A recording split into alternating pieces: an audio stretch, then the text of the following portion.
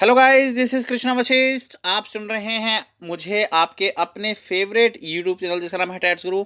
और आज हम करने वाले हैं असेसिंग इंडिविजुअल डिफरेंस। जो इंडिविजुअल डिफरेंसेस होते हैं इसके बारे में मैंने आपको लास्ट लेक्चर में बताया था कि भाई इंडिविजुअल डिफरेंसेस क्या होते हैं। ठीक है, इन केस अगर आपने वो वीडियो नहीं देखी है तो प्लीज़ जाके ज़रूर देखिएगा, क्योंकि आपका एक छोटे से छोटा कॉन्सेप्ट मैंने वहाँ पर आपको सिखाया है, पढ़ाया है। दोस्तों, जैसे कि मैं आप देख पा रहे हैं असेसिंग इंडिविजुअल डिफरेंसेस को आज हम देखने वाले हैं। इंडिविजुअल डिफरेंसेस का असेसिंग हम करने वाले हैं कि क्या हम इसका मेजरमेंट कर सकते हैं। देखो, इंडिविजुअल डिफरेंसनेस मतलब एक पर्सन दूसरे पर्सन से कितना सिमिलर है या कितना डिफरेंट है। हम इस सोसाइटी में, इस वर्ल्ड में एक पर्सन दूसरे पर्सन से डिफरेंट तो होता ही है। ऑफ कोर्स हर एस्पेक्ट से डिफरेंट होता है। वो फिजिकल एस्पेक्ट से देख लो या उसके एप्टीट्यूड लेवल से देख लो, उसकी पर्सनैलिटी देख लो। आप कोई भी दो पर्सन वो एक जैसे नहीं दिखाई देते आपको। इनफैक्ट आप अपने पेरेंट्स को देख लो कि आप अपने पेरेंट्स से कितना सिमिलर हो या कितना डिफरेंट हो। That is what we call individual difference. Okay, तो क्या हम इसका मेजरमेंट कर सकते हैं? क्या कोई हमारे पास कोई ऐसा टूल है जिससे कि इसको हम असेस कर सकते हैं कि भाई हम कितना डिफरेंट हैं? ठीक है, तो इसी चीज़ के बारे में हम डिस्कस करने वाले हैं इस पर्टिकुलर वीडियो सेशन में। और एक बार मैं आपको रिक्वेस्ट करना चाहता हूं कि चैनल को ज़रूर सब्सक्राइब करें। चैनल का नाम है टैट्स गुरु, जैसे कि आप स्क्रीन पर देख पा रहे हैं। और स्टार्ट करते हैं आज का लेक्चर। और मैं यहाँ पर साइकोलॉजी या फिर चाइल्ड ग्रोथ पैडागोजी से वीडियोस आप लोगों के लिए डालता हूँ, जिससे कि आपके छोटे से छोटे कॉन्सेप्ट को क्लियर किया जा सके, जो कि आपको हेल्प करेंगी केवीएस एग्ज़ाम में। आपको ये हेल्प करने वाली हैं वीडियो। ओके, तो स्टार्ट करते हैं दोस्तों। असेसिंग इंडिविजुअल डिफरेंसेस क्या होता है? देखो, psychological assessment refers to the use of specific procedures for evaluating personal qualities, behaviour and abilities of individuals. देखो, यहाँ पर ये चीज़ें आपको समझना बहुत ज़रूरी है कि जो साइकोलॉजिकल असेसमेंट, देखो साइकोलॉजिकल असेसमेंट का मतलब है कि जो असेसमेंट हम यहाँ पर करने वाले हैं ना, वो बड़ा ही स्टैंडर्डाइज होगा, बड़ा ही सिस्टमेटिक होगा। मतलब ऐसे नहीं है कि हमने हवा में तीर चला दिया। इसके लिए मैं आपको एग्जांपल देना चाहता हूँ कि अगर आप एक टीचर हैं और आपने बच्चों को कुछ सिखाया, कोई चैप्टर आपने कवर कराया, तो उसके एंड में आप क्या लेते हैं? आप लेते हैं क्लास टेस्ट, या फिर हाफ ईयरली एग्ज़ाम ले लें, प्री बोर्ड ले लें, या फिर एनुअल एग्ज़ाम ले लें। तो हम कोई भी टेस्ट कंडक्ट क्यों कराते हैं? तो इसका सीधा सा रीज़न है भैया, हम इसलिए कंडक्ट कराते हैं क्योंकि हमें फीडबैक लेनी है। हमें ये देखना है कि बच्चे ने कितना कर लिया या बच्चों ने कितना सीखा, कितना किया। आपने तो करा दिया, इससे कि आपको अपनी फीडबैक भी मिलती है कि भाई आपने बच्चे को कैसा सिखाया। ठीक है, तो कुछ इस तरह की चीज़ें हमें पता चलती हैं साइकोलॉजिकल असेसमेंट में। देखो, साइकोलॉजिकल असेसमेंट में जब इंडिविजुअल डिफरेंसेस का असेसमेंट करते हैं ना, तो हमारे पास वही टेस्ट्स होते हैं। तो वो हमने अलग अलग कैटेगरी में बांटे हुए हैं, जैसे कि पर्सनैलिटी टेस्ट हो गया, या फिर इंटेलिजेंस टेस्ट हो गए। ठीक है, किसी भी पर्सन के क्योंकि हमें पता है कि हर पर्सन का जो मेंटल एज है वो डिफरेंट होता है। तो मतलब एक पर्सन का मेंटल एज क्या हम मेजर कर सकते हैं? तो उसको हम जो टेस्ट कंडक्ट कराएंगे उसके लिए वो होगा इंटेलिजेंस टेस्ट। तो वहाँ पर इंडिविजुअल डिफरेंसेस को ही तो हम कैलकुलेट कर रहे हैं, उसको ही तो असेस कर रहे हैं। या फिर पर्सनैलिटी टेस्ट हो गया। पर्सनैलिटी टेस्ट में हम ये देखते हैं कि किसी भी पर्सन का बिहेवियर या किसी भी पर्सन की थिंकिंग, उसका एप्टीट्यूड, तो एप्टीट्यूड टेस्ट भी होते हैं हमारे। ठीक है, रीजनिंग टेस्ट भी होते हैं हमारे। ये बच्चों क्या है, ये हम इंडिविजुअल डिफरेंसेस को असेस ही तो कर रहे हैं। ठीक है, तो बेसिकली साइकोलॉजिकल असेसमेंट एक स्टैंडर्डाइज पैटर्न होता है, एक सिस्टमेटिक अप्रोच होती है to assess individual difference. These procedures describe people by specifying how they are different from a similar to other individuals. ठीक है, ये चीज़ भी आपको क्लियर होनी चाहिए। ओके, सो नेक्स्ट हम आगे बढ़ते हैं। अब जैसे देखो, हम कई बार क्या कहते हैं, किसी भी पर्सन से जब हम मिले तो हम उसके कुछ बिहेवियर को का जजमेंट करके हम कहते हैं नाइस, या हम कहते हैं गुड, या हम कहते हैं bad, this is very bad. This is that is very attractive, that is very ugly. तो ये जो स्टेटमेंट हम बना रहे हैं, ये जो परसेप्शन हम अपने दिमाग में बना रहे हैं, एक प्रकार का जजमेंट है। अब जजमेंट है तो वो किस तरीके से हमने उस चीज़ को असेस किया, अगर हम किसी पर्सन को गुड कह रहे हैं, या हमने किसी बच्चे की कॉपी चेक की तो वहाँ पर हमने लिख दिया वेरी गुड, हमने कैसे असेस किया इसको, ठीक है। तो ये एक प्रकार का हमने एक आप कह सकते हैं कि एक सर्कमस्टांसेस को हमने आइडेंटिफाई करके हमने उसको एक टैग कर दिया, ठीक है। तो एक प्रकार का जजमेंट हमने बनाया, असेस किया, हमने जजमेंट बना दिया। अब साइंटिफिक साइकोलॉजी के अंदर क्या होता है कि हमने जो जजमेंट बनाना है वो ग्रुप ऑफ पीपल पर बनाना है, और उसको हमने सिस्टमेटिक रखना है। क्या रखना है? सिस्टमेटिक हो, प्रोसेस जो हमारा वो है स्टैंडर्डाइज हो। हम क्या कर रहे हैं? हम असेसमेंट कर रहे हैं ना। तो यहाँ पर क्या है, एक कॉन्सेप्ट मैं आपको बताता हूँ बच्चों की, जो असेसमेंट हम एक्वायर कर रहे हैं साइकोलॉजी में, that has to be systematic, very reliable. उसकी जो रिलायबिलिटी है वो एक 100% होनी चाहिए। ज़्यादा 100% तो देखो कुछ चीज़ नहीं होती, बट ज़्यादा होनी चाहिए, वो एक्यूरेट होना चाहिए।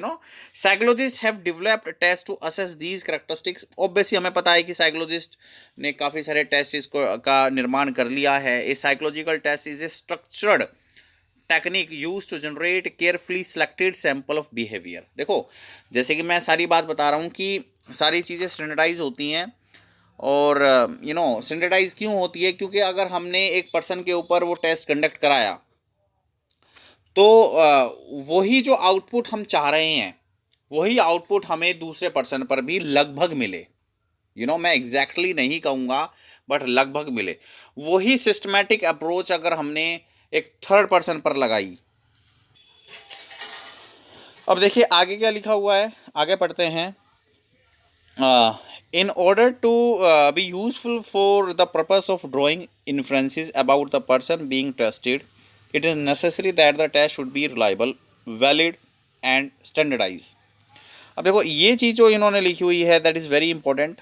यहाँ पर आप देखें कि यहाँ पर ये क्या कह रहा है कि अगर हमें साइकोलॉजी के अंदर कोई भी चीज़ें को टेस्ट करना है किसी भी पर्सन पर या ग्रुप ऑफ पीपल पर, तो व्हाट वी डू एक्चुअली, क्या होना चाहिए कि जो टेस्ट है ना वो आपका रिलायबल होना चाहिए, वो विश्वसनीय होना चाहिए।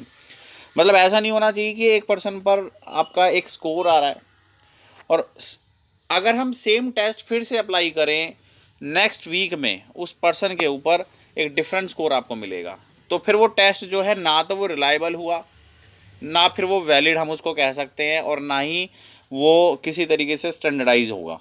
स्टैंडर्डाइज मतलब अगर एक पर्सन पर अप्लाई हो रहा है तो वही सेम स्कोर नहीं बोलूँगा, अप्रोक्स स्कोर जो है हमें दूसरे पर्सन के ऊपर भी देखने को मिल जाए।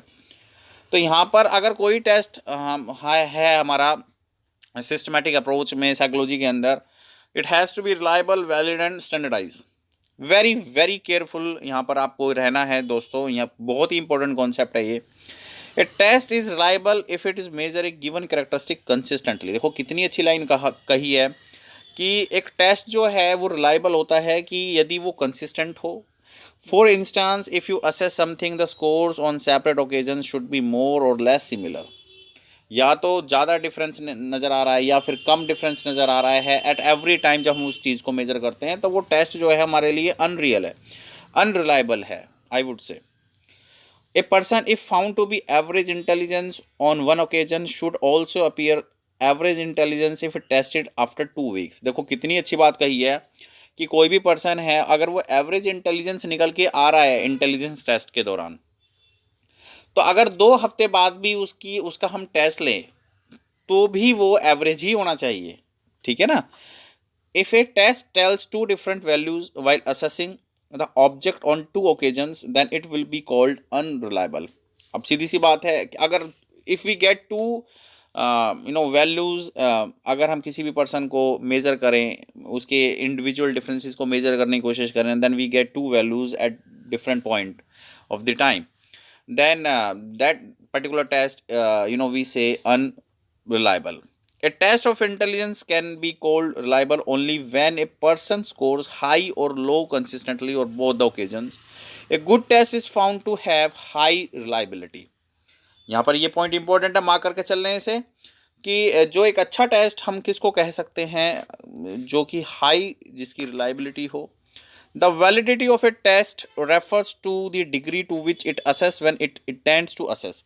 देखो वैलिडिटी किसे कहा गया है, यहाँ पर ये चीज़ें हमारे लिए समझना बहुत ज़रूरी है। वैलिडिटी जो इंडिविजुअल डिफरेंसेस को हम मेजर करना चाहते हैं, जिस पर्टिकुलर इंटेंशन के साथ आए हैं और वही पर्टिकुलर उसी इंटेंट के साथ हमें वो आउटपुट मिली है, that is particular test is called valid. Test validate हो जाता है। Valid test of personality gives a measure of person's personality and predicts behaviour in situations where that aspect of personalities is pertinent. Got it. Next आगे चलते हैं हम। Finally in order to be the useful and assessment tools should be standardise. देखो बार बार मैं कह रहा हूँ कि टूल्स आपके स्टैंडर्डाइज होने चाहिए। Standardisation involve establishing the procedures of administration of a test to all persons in the same way under the same conditions. It also involves establishing group norms so that an individual score can be compared with those of other in a defined group. It's very important because a test score is only a relative score. It does not provide an absolute value as found in physical measurement. Standardization ensures uniformity and objectivity in administration and makes the result interpretable. जो result हमारे पास आ रहा है जब भी हम individual differences को assess कर रहे हैं, वो इंटरप्रेटेबल होना चाहिए, मतलब उसको हम एक्सेस कर सकें, यूज़ कर सकें। ऐसा उसकी यूनिफॉर्मिटी उसके अंदर होनी चाहिए, और ऑब्जेक्टिविटी उसकी होनी चाहिए। मैंने लास्ट एक लेक्चर में मैंने आपको बताया था यूनिफॉर्मिटी, ऑब्जेक्टिविटी, वैलिडिटी, इन सब का क्या मतलब है। Psychologist have develop test to measure different human characteristics. बिल्कुल सही बात है, साइकोलॉजिस्ट ने काफ़ी सारे टेस्ट को डेवलपमेंट कर लिया है।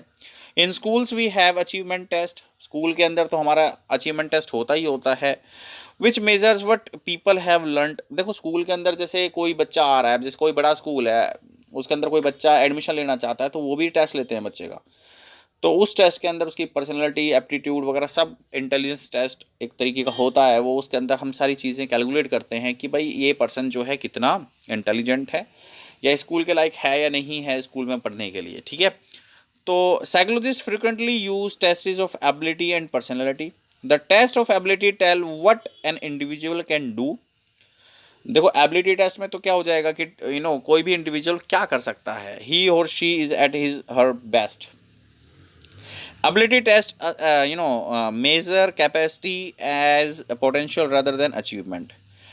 Test is of intelligence and aptitude come under this category. Aptitude refers to the ability to learn a particular kind of a skill required in a specific situation. अब जो आपका एप्टीट्यूड टेस्ट होता है उसमें हम किसी पर्टिकुलर उसकी characteristic के बारे में पता लगाते हैं कि वो किसी स्किल को सीखने के लिए उसके अंदर कितना एप्टीट्यूड, कितना कैलिबर है। Personality test measure the characteristic ways of thinking, feeling and behaving. और जो कि पर्सनैलिटी टेस्ट होते हैं वो कौन कौन सी चीज़ें मेजर करते हैं, थिंकिंग, फीलिंग एंड बिहेविंग को मेजर करते हैं। तो दोस्तों ये था जो मैंने आज आपको लेक्चर दिया, वो है हमारा असेसिंग इंडिविजुअल डिफरेंसेस। इससे पहले जो मैंने आपको लेक्चर पढ़ाया था वो पढ़ाया था कि भाई इंडिविजुअल डिफरेंसेस क्या होती हैं, क्यों, इसका कोज़ क्या है, ठीक है। ऑफ कोर्स आप सभी को पता है, अगर आपने लास्ट लेक्चर देखा है, कि हेरिडिटी या फिर जेनेटिक या फिर आप ट्रेड्स बोल सकते हैं या फिर एनवायरनमेंट, इन दो फैक्टर्स की वजह से हमारे अंदर इंडिविजुअल डिफरेंस क्रिएट होता है। और इस लेक्चर में मैंने असेसिंग इंडिविजुअल डिफरेंसेस के बारे में बताया। नेक्स्ट जो लेक्चर होगा बच्चों, उसमें मैं आपको बताऊंगा nature of intelligence and it's assessment. अब जैसे देखो 1 by 1 इस तरीके से टेस्ट के बारे, इंटेलिजेंस के बारे में हम डिस्कस करेंगे और लेटर ऑन पर्सनैलिटी के बारे में भी मैं डिस्कस करूंगा।